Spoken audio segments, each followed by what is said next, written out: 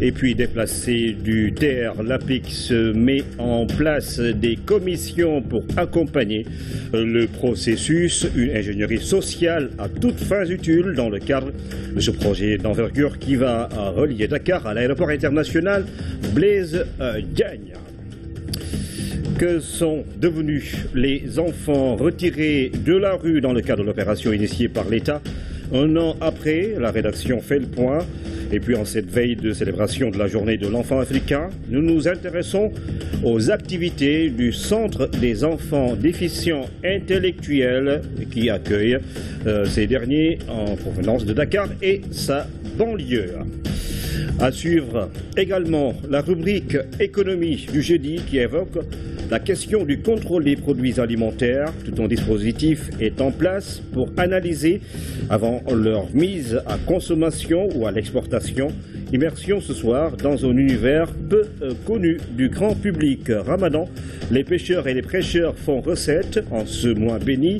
Les différentes activités qu'ils mènent sont très rentables dans les filets des premiers, du poisson et autres produits halieutiques. Pour les seconds, quelle belle période. Certains ont même installé des cabinets pour vendre leur savoir avec des cachets intéressants qui peuvent bien m'inspirer. Bienvenue à tous. Le président de la République a reçu dans l'après-midi les évêques de la province ecclésiastique de Dakar. Une audience au cours de laquelle l'Église sénégalaise a remercié le chef de l'État pour son soutien apporté à l'organisation du pèlerinage marial de Popenguine au menu des échanges. La construction d'un nouveau sanctuaire marial à Popenguine. Voici, au nom de ses pairs, Monseigneur Benjamin Ndiaye.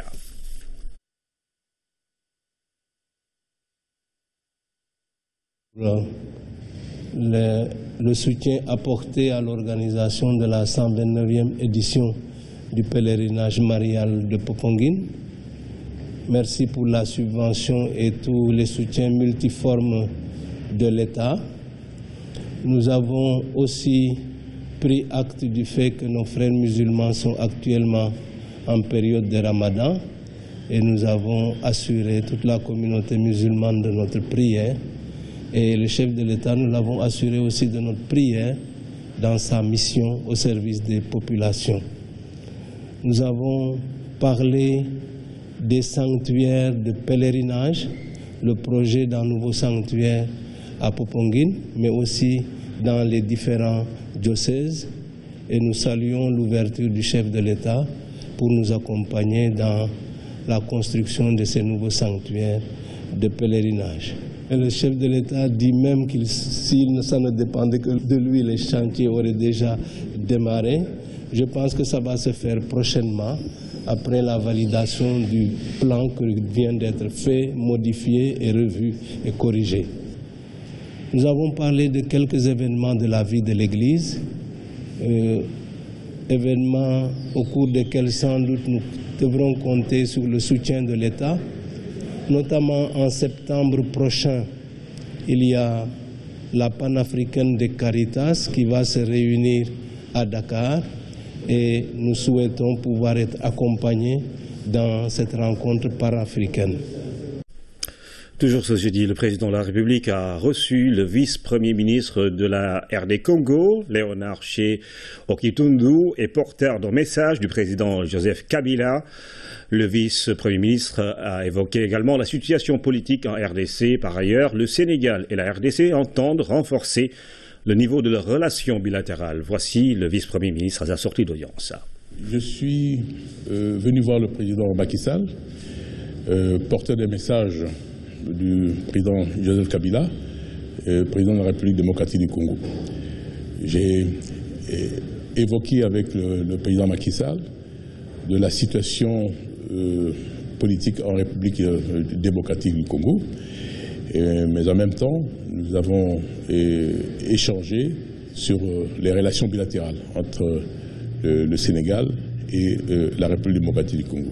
La question congolaise est inscrite à l'ordre du jour du Conseil de sécurité des Nations Unies et le Sénégal est membre non permanent du Conseil de sécurité. Et le Sénégal au Conseil de sécurité représente au même titre que l'Égypte et l'Éthiopie le continent africain. Donc il est tout à fait normal qu'il soit bien informé sur la situation dans notre pays pour voir dans quelle mesure il peut disposer des éléments pour chercher à participer à la résolution de la question congolaise. Nous avons des relations historiques avec le Sénégal et il y a une volonté de la part du chef d'État d'intensifier, de renforcer ces relations. C'est pour ça que le président Macky Sall a décidé de relever le niveau de représentation du Sénégal en RDC au niveau des ambassadeurs. Et nous aussi, en RDC, je crois que c'est par réciprocité, nous sommes en train de tout faire pour nommer un ambassadeur ici au Sénégal. Mais en même temps, nous avons évoqué aussi la nécessité de tenir une grande commission mixte pour voir comment on peut consolider ces relations. Et puis les ministres des Affaires étrangères de la France et du Sénégal, Jean-Yves Le Drian et Mankeur Ndiaye, ont tenu une réunion de travail ce jeudi. Le renforcement de la coopération, la question du climat, la situation sécuritaire dans la sous-région sont entre autres les points abordés lors de ce premier déplacement en Afrique subsaharienne du ministre français des Affaires étrangères. Voici le reportage de Seydina Lunfal. Ce déplacement est le premier effectué par le ministre français des Affaires étrangères, Jean-Yves Le Drian, en Afrique subsaharienne depuis sa nouvelle nomination. Une visite qui fait suite à la rencontre entre le président Macky Sall et son homologue français, Emmanuel Macron. Plusieurs accords ont déjà été signés entre le Sénégal et la France. Il s'agit maintenant d'ouvrir de nouvelles perspectives concernant les relations diplomatiques et politiques entre les deux pays. Nous avons beaucoup parlé de la situation dans la région, la situation au Mali. Le Sénégal et la France travaillent ensemble pour aider le Mali à mettre en œuvre l'accord de paix et de réconciliation. Nous avons évoqué la situation également en Gambie, où la France également s'engage à assister la Gambie pour la réforme de son secteur de défense. Gambie, où les menaces également de déstabilisation sont réelles. Et nous nous engageons à travailler ensemble pour aider le nouveau régime gambien à se stabiliser. Nous avons échangé sur la situation en Guinée-Bissau. Donc nous avons exprimé une volonté forte de poursuivre la relation, de la développer, de l'intensifier sur toutes les questions d'intérêt commun. Premier investisseur au Sénégal, premier partenaire diplomatique de notre pays, la France est prête à renforcer la coopération sur le plan économique. Paris compte établir des relations qui vont profiter à la jeunesse. Pour exemple, il est prévu le renforcement de l'accueil des étudiants sénégalais en France. Le point qui nous paraît le plus essentiel pour l'avenir, à Mankeur et à moi-même, c'est de faire en sorte que notre coopération se passe au profit de la jeunesse et des forces vives de nos deux pays, ce qui suppose de notre part une vigilance et une détermination constante. Je rajoute à ce point que nous avons beaucoup apprécié la volonté du Sénégal d'agir au sein de la communauté internationale pour le respect des accords de Paris et la volonté du Sénégal de prendre toute sa part dans sa mise en œuvre. Cette réunion de travail entre les ministres des Affaires étrangères de la France et du Sénégal est un signal fort qui révèle l'excellence des relations entre les deux pays. Il faut le dire, Jean-Yves Le Drian n'est pas un terrain inconnu. Plusieurs fois, il a travaillé avec son homologue sénégalais sur le forum Paix et Sécurité qui se tient régulièrement à Dakar. Le président de la République a confié à l'APIX la mise en œuvre du TER, le train express régional. Il va assurer la liaison entre Dakar et l'aéroport international Blaise Diagne de Diass. Une nouvelle ligne de transport est tracée et pour sa construction, il faudra déplacer les populations de la banlieue. Plusieurs commissions sont dès lors mises en place pour regrouper les personnes concernées à Wanyaï. Nous sommes au marché de Thiaroye. Les commerçants sont en pleine négociation avec les autorités sur la question du déplacement. Aujourd'hui, on nous a proposé un site dans le camp militaire de Thiaroye, évalué à 7 hectares. On a visité le site, on a apprécié. Il y a un décret qui a été mis en place, dont on a reçu le document. Plusieurs préoccupations sont aujourd'hui prises en compte et l'APIX s'attelle, en partenariat avec ses collaborateurs sur le terrain, à ce que le recasement se fasse au préalable dans de meilleures conditions. Je suis d'accord avec le gouvernement du Sénégal. Je veux contribuer au développement du pays. Ce projet va nous mener au développement. Je ne suis pas contre. Ce que je souhaite, c'est de voir les Sénégalais en bénéficier. Le train express régional va jouer un rôle important dans la mobilité urbaine. Le quartier de Keur Mbaye Fall est concerné par ce projet. C'est un programme qui est venu à son heure parce que le Sénégal se développe. C'est la vision du président de la République. C'est la vision aussi de toutes les bonnes volontés sénégalais qui œuvrent sur le bon déroulement des activités du pays. Une commission a été mise en place pour gérer le déplacement des populations. La commission est censée regrouper les personnes concernées. Il s'agit de discuter avec elles sur l'indemnisation. On fixe un délai pour leur départ. Ces déplacements involontaires les inquiètent, mais on est là pour les rassurer. L'indemnisation est juste et équitable. C'est en fonction de la taille de l'habitat.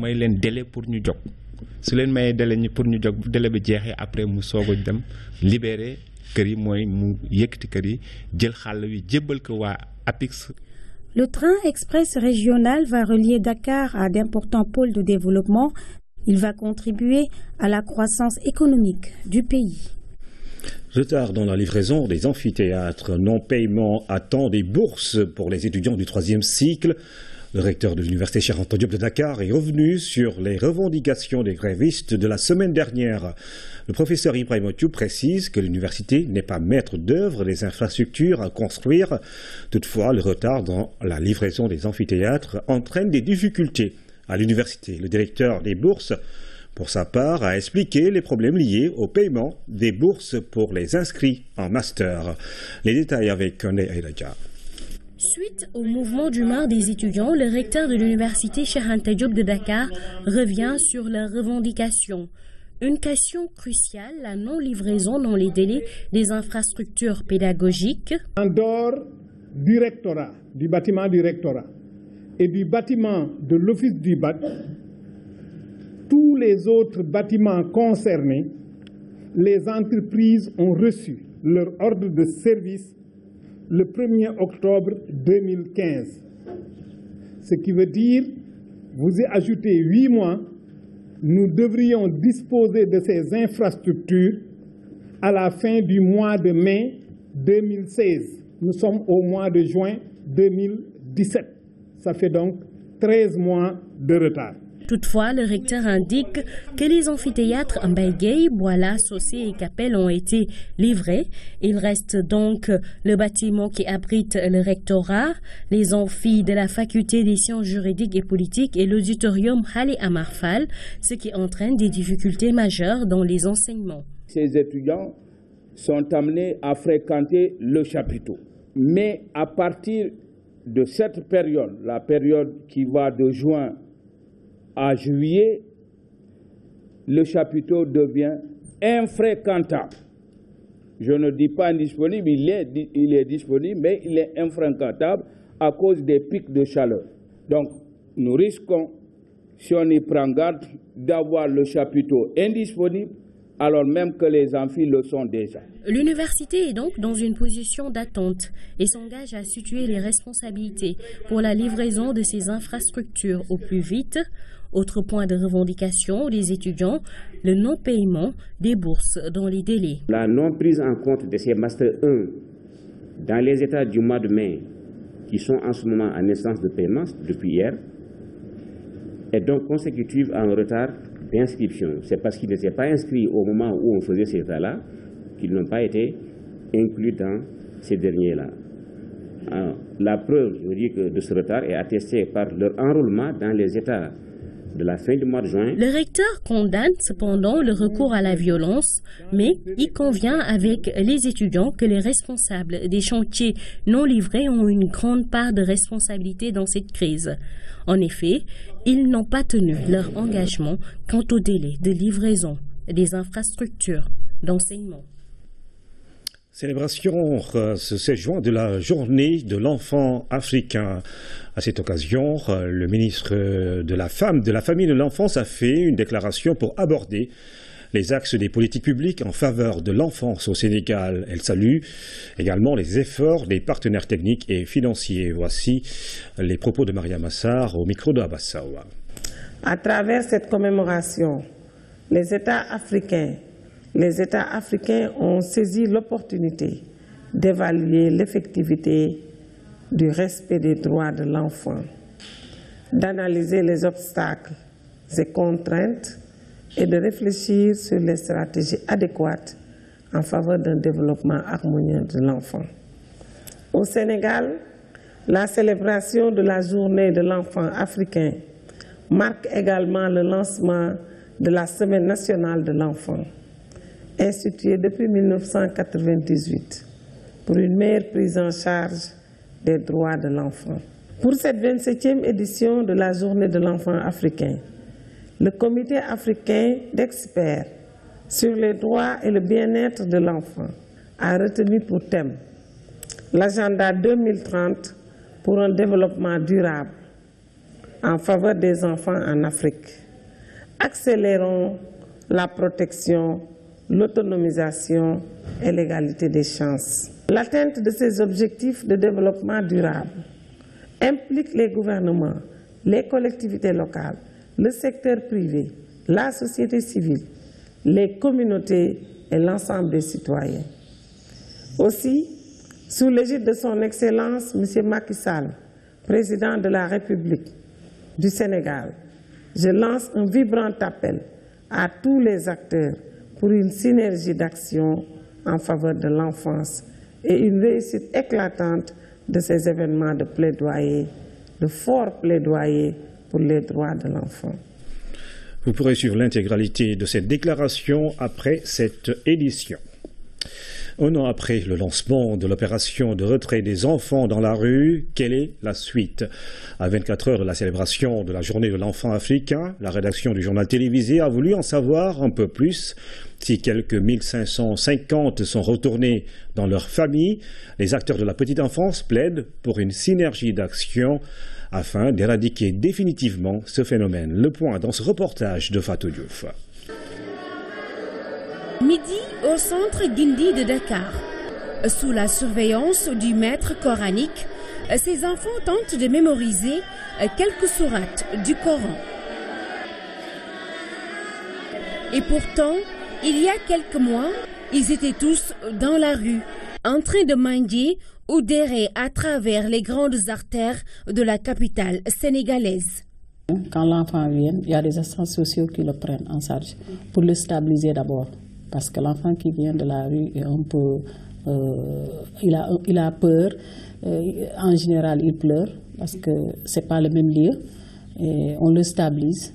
Ensuite, il va vers l'infirmerie. Il y a une infirmerie qui est en bas.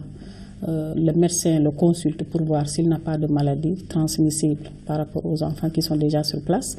Nous avons procédé à une prise en charge d'urgence.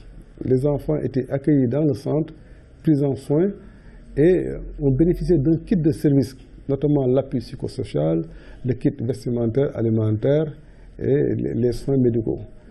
Après cela, nous avons procédé à une étape de socialisation, avec un appui psychosocial.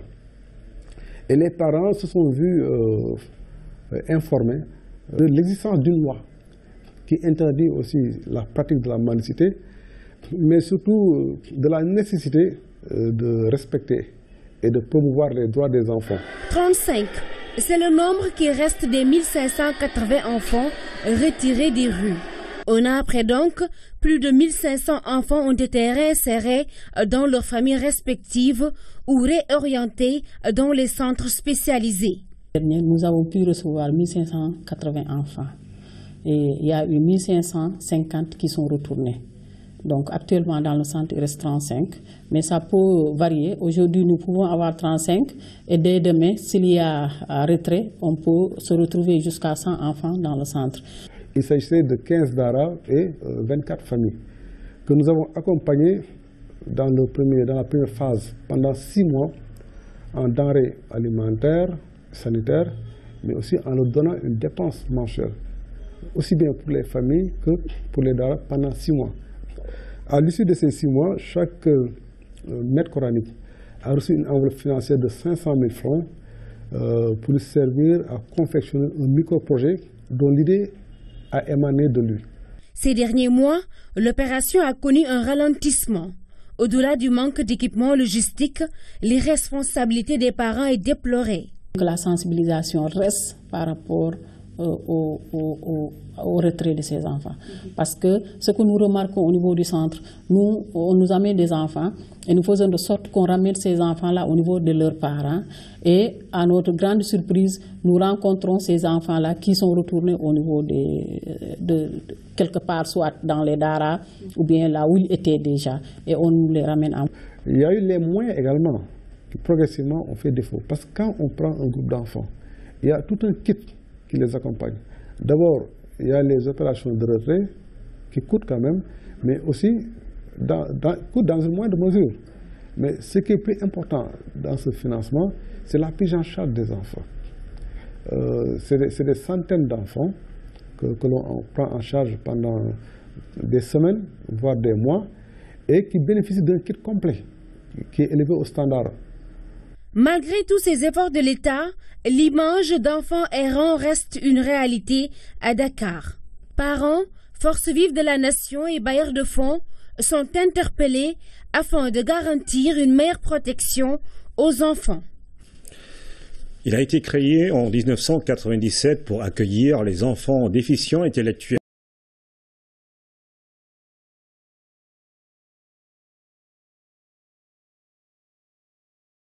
Principale et une subvention de l'État jugée insuffisante, 1 400 000 francs CFA. Les 135 pensionnaires de ce centre vivent un autre problème, celui de leur transport pour aller à l'école. Jeanne Dior. 10 heures et quelques minutes, l'un des 3/4 de transport de l'école fait le vide. Nous sommes au centre d'éducation et de formation pour déficients intellectuels. Ici, ce sont des enfants atteints d'infirmités motrices cérébrales, d'autisme, de trisomie et d'épilepsie qui sont formés sur les lieux. Donc l'objectif principal du centre, c'est d'œuvrer pour l'autonomie et l'intégration sociale et professionnelle des handicapés intellectuels. Bon, parfois les parents viennent vers nous, mais nous leur demandons de nous fournir un dossier médical. Parfois aussi, c'est le centre Talibou Dabo qui nous envoie des élèves. Certains élèves même viennent du centre verbotonal. Ces apprenants dont l'âge varie entre 4 et 21 ans sont répartis dans 6 classes, 2 classes de socialisation et de psychomotricité, 3 pour la préparation et la formation et celle dite lourde. Dans cette salle où les enfants ne verbalisent pas, l'attention et la patience sont les mots qui règnent en maître. Il y a une classe lourde parce qu'il y a plusieurs pathologies. Il faut les stabiliser d'abord. Donc il faut les faire s'asseoir sur une table pour pouvoir les maîtriser. Ils te salissent, ils te font du n'importe quoi, mais tout ça il faut. Même lors des repas, il arrive à ce que tu donnes à manger quelques-uns parce qu'il y a des élèves qui ont un problème de préhension. Ils ne peuvent pas prendre une cuillère. C'est aux éducateurs de prendre la cuillère et de donner à manger. Le centre sans porte principale ni mur de clôture est exposé à un problème de sécurité. Selon les parents, il arrive que des enfants se perdent. La question de la subvention insuffisante constitue également un handicap. Notre premier problème donc, c'est le site. Le site n'est pas favorable pour une très bonne prise en charge de la déficience intellectuelle. Il n'y a pas de subvention. Cette année donc, on a reçu de l'État pour les fonds de fonctionnement des écoles élémentaires. Par exemple, une somme de 1 400 000 pour cette année. Là, mais vous voyez que avec ces 1 400 000, donc, c'est pour le fonctionnement de l'école. Sur les 135 élèves inscrits, près de la moitié est abonnée absente vers la fin de l'année. Cela est dû au problème de transport. L'enfant est toujours transporté jusqu'à l'école, il est ramené à l'homme. Donc on est obligé de faire la journée continue. Et avec la journée continue, le car, on paye 400 000 francs le car de Ndiagandiaï chaque mois, mensuellement. Que nos enfants actuellement, présentement, n'ont plus besoin de la socialisation parce qu'ils sont tous socialisés, à part les nouveaux. Maintenant, ils ont besoin de la formation professionnelle. Le CFD, jadis logé au centre verbotonal de Dakar, a été délocalisé à Grand-Yoff en 2004. Il est le seul centre public pour enfants présentant une déficience intellectuelle. Cependant, les besoins de la structure sont énormes et les moyens financiers restent insuffisants. Demain est donc célébrée la journée de l'enfant africain. Nous reviendrons sur d'autres aspects de cet événement. Il n'y a pas de produits de consommation légalement importés dans notre pays qu'elle ne contrôle pas. Nous parlons de la division de la consommation et de la sécurité des consommateurs. À ses côtés, le laboratoire national d'analyse et de contrôle de services rattaché à la direction du commerce intérieur, dont nous parle Aram Ndao dans la rubrique économie de ce jeudi. On se croirait dans une boutique, mais loin s'en faut. Nous sommes dans les locaux de la division de la consommation. Le décor s'explique. Tout produit alimentaire, de façon obligatoire, doit être analysé avant la mise à la consommation. Donc, dans ce pays, tout ce qui entre donc, est prélevé en échantillon et puis transmis au laboratoire pour être analysé au niveau des labos. Donc, les labos se fondent sur nos propres normes, les normes nationales, les normes communautaires de la CEDEAO et puis les normes internationales comme celles donc, du Codex Alimentarius. Ils sont méconnus du grand public, mais pas des opérateurs économiques. Sans leur certificat, point d'autorisation d'importer. Nous, on donne un document que l'on dénomme déclaration d'importation de produits alimentaires. C'est ce document-là qui est un élément obligatoire de recevabilité en douane. C'est-à-dire que sans ce document, l'opérateur économique, l'importateur ne peut pas faire venir ces produits. Donc la douane, donc sans la présentation du document que nous, on est censé signer, ne donne pas autorisation donc, à l'opérateur économique de dédouaner pour faire entrer ces produits alimentaires dans ce pays. C'est un travail qui engage la sécurité des consommateurs et la mission se doit d'être rigoureuse et pointue. La division travaille avec le laboratoire national d'analyse et de contrôle. Depuis l'époque coloniale 1939, l'ANAC, autrefois labo de l'AOF, n'a pas levé le pied. Nous effectuons des analyses à la fois physico-chimiques et microbiologiques sur les aliments. Donc au stade de la production, de la commercialisation, de l'importation et de l'exportation. Il y a les boissons, les jus, les produits laitiers, la viande, les produits carnés, les produits de la pêche. Il y a les huiles et corps gras, et le vinaigre, le sel, les céréales, les produits céréaliers. Donc la gamme est très très vaste.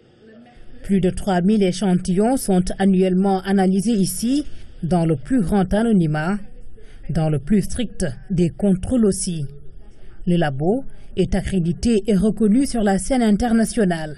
Nous avons des normes sur lesquelles on se base pour dire que cet aliment est comestible, apte à la consommation ou inapte à la consommation. On regarde aussi les dangers qui peuvent survenir dans l'aliment. Par exemple, quand un produit est contaminé de toxines, comme l'aflatoxine, c'est un danger chimique. Nous, ce qu'on fait, c'est pour protéger le consommateur. On recherche les micro-organismes parce que vous savez, les micro-organismes peuvent engendrer des intoxications alimentaires.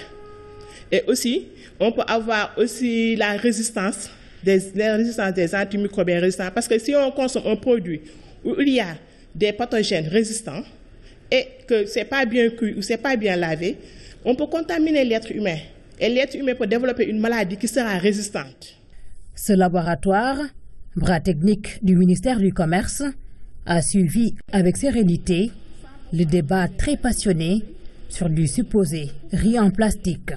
On sait qu'il ne peut pas y exister du riz avec plastique au niveau du Sénégal parce que la répression des fraudes fait son travail et tout riz qui est importé au niveau du Sénégal est contrôlé au niveau de notre laboratoire. Et nos contrôles ne nous laisseraient jamais faire passer un riz qui est contaminé de plastique. C'est inimaginable.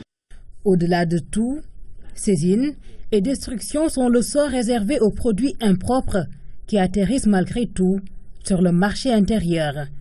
Pour ce faire, la division travaille de concert avec les forces de l'ordre et le service d'hygiène. En 2016, 160 tonnes de produits alimentaires ont été détruites. La valeur, 560 millions de francs CFA. La page Ramadan, à présent, ils tirent profit de leur savoir en ce mois béni. Les prêcheurs sont sollicités pour animer des conférences religieuses et à la fin être rétribués financièrement. Est-ce donc un business? Certains le soutiennent, d'autant qu'il y a certains d'entre eux qui ont même mis en place des cabinets qui négocient leurs prestations. Prêcheurs entre le gain spirituel et pécuniaire, voici Ramadan Karim, ou le marché très lucratif de la prêche au Sénégal. Lamine Touré. Business, de l'anglicisme bien familier, des expressions françaises du genre commerce ou encore trafic, de la rentabilité financière en fin de compte. Dans ce mois béni de Ramadan, peut-on véritablement parler de business, par exemple chez les prêcheurs? Il y a une part de vérité dans ça. Le fait d'appeler ça un business, c'est quelque chose qu'on ne peut pas rejeter. Il y a des gens qui exigent, s'ils font une conférence, ils exigent une certaine rétribution financière. Voilà, il y en a même qui ont une secrétaire qui est là pour marchander jusqu'à ce que vous soyez tombés d'accord. Ça aussi, je ne le juge pas. Peut-être même il peut être bien intention parce que parfois ils vous disent que bon, moi je le fais parce que mon essence, mon temps, voilà. Un mini-cabinet doté de secrétaires où se négocie une prêche. Autant dire que certains prêcheurs se frottent bien les mains. Ils ne sont pas seuls. D'autres fidèles musulmans en font un créneau d'investissement avec notamment le système de parrainage. Il y a aussi parmi les organisatrices des gens qui organisent, qui cherchent un parrainage bien au niveau de la haute société. Maintenant, c'est pour récolter à la fin. C'est sous forme, c'est comme un investissement. Très bien. Il faut investir maintenant pour récupérer. Le business, dans ce mois, c'est finalement une affaire de tous ou presque. M. Thiaw est depuis 1982 dans la location de bâches et de chaises. Ces temps qui passent, l'activité est à son maximum. J'ai eu une forte demande dimanche passé. J'étais obligé de me rabattre sur d'autres locataires pour satisfaire les clients. Après chaque mois de Ramadan, le portefeuille de Thiaw s'évalue à coups de millions. À la fin du mois, on peut se retrouver avec des millions de francs CFA. Le mois béni de Ramadan est avant tout un mois de recueillement, de générosité et de partage au nom d'Allah, le miséricorde de Dieu. Dans ce contexte, le business dans des secteurs tels que la prêche et autres sont des réalités qui fâchent, pour ne pas dire inopportunes. Le marché du prêche au Sénégal, un reportage de Lamine Touré qui nous mène justement en autre secteur dont le mot rime à peu près avec celui du prêche, la pêche. Ils sont nombreux à se lever très tôt pour se rendre en mer avec comme seul objectif rentrer avec beaucoup de poissons. En cette période du mois de Ramadan, les pêcheurs ont tous simplement réaménagé leur horaire de travail pour s'adapter aux rigueurs du mois béni. À Thiaroye-sur-Mer, tout comme à Soumbédioune, ils se démultiplient pour subvenir à leurs besoins. Seul hic, le prix du poisson est jugé cher par les clients. Ibrahim Andong. Elle déchire les derniers flots avant la rupture. Au milieu du Grand Bleu, les pirogues tentent de regagner la rive à temps. Le Ramadan n'a pas été un frein à l'activité quotidienne des pêcheurs. Ils ont seulement réaménagé leurs horaires de travail.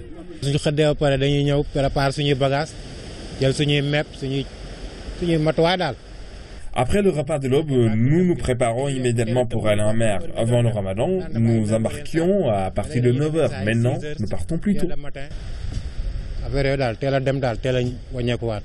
À leur arrivée, les clients sont déjà sur place. Le quai des pêches de Soumbédioune, noir de monde. Un décor qui force le regard. Sur place, le marchandage se joue à fond.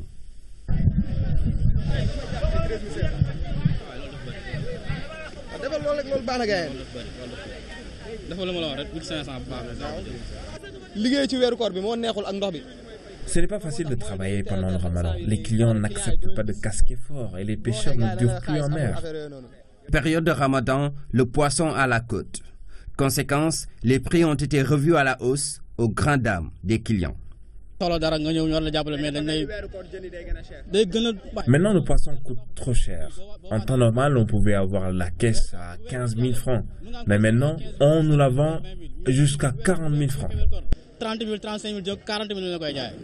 Le décor de Soumbédioune contraste de loin avec celui du quai de pêche de Thiaroye-sur-Mer. À cette heure de la matinée, seules quelques pirogues ont débarqué. J'ai embarqué à partir de 4 heures. Nous essayons juste de nous adapter.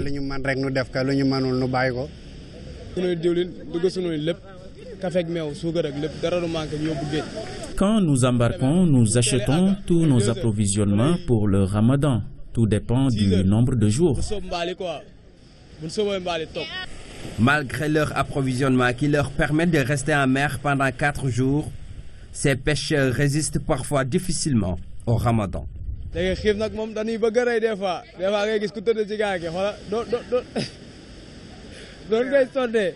Nous sommes parfois gagnés par la faim et la soif. Certains d'entre nous ne parviennent même pas à faire le travail comme il faut.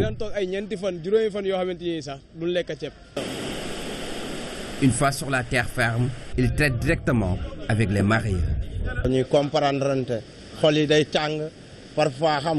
Nous faisons preuve de compréhension avec les pêcheurs. Parfois, les nerfs sont tendus, mais on fait avec. Tout cela s'explique par les rigueurs du Ramadan ainsi que les situations dans lesquelles les pêcheurs travaillent souvent. Certains d'entre eux embarquent vers 4 heures du matin avec l'obligation de jeûner. Après la page Ramadan, nous parlons de l'atelier de validation du rapport diagnostic du ministère du Renouveau urbain et de l'Habitat qui s'est ouvert ce matin à Dakar. Il est consacré au processus d'élaboration de la lettre de politique sectorielle de développement du dit ministère. Tous les acteurs concernés ont pris part à cette rencontre à caractère national. Youssouf Kaba. Cette rencontre a été initiée dans le but de boucler la phase diagnostique enclenchée depuis plusieurs mois. Ce travail permettra donc de restituer les grandes lignes identifiées et jugées nécessaires pour le bon fonctionnement du secteur.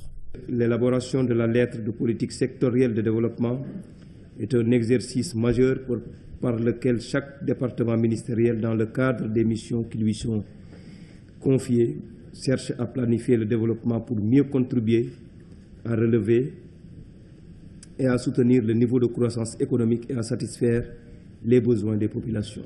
L'objectif reste donc de procéder à la validation du rapport diagnostic des politiques du secteur, ce qui devrait constituer également de conclusion à la première phase du processus.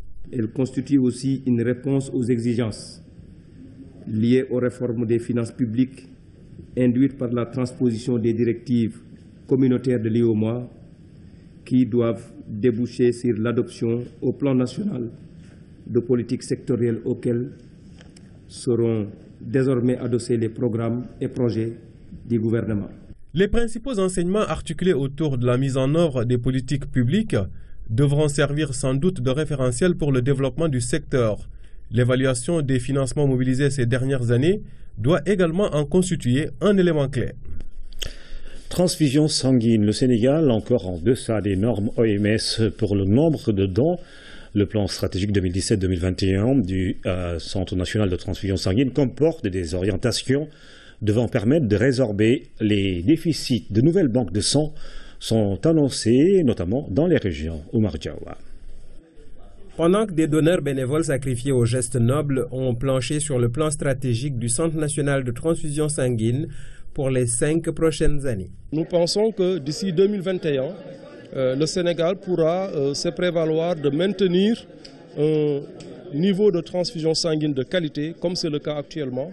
La validation du plan stratégique a réuni des personnels de santé, des partenaires techniques et financiers, ainsi que des donneurs. Justement, à propos de dons, il y a des disparités régionales importantes. Le don de sang à Dakar, c'était de 12 dons pour 1000 habitants, mais quand on voit dans certaines régions comme Kolda, Sédhiou, Matam, on a moins de 4 dons pour 1000 habitants. Le niveau de don de sang est plus faible. Disponibilité, accessibilité.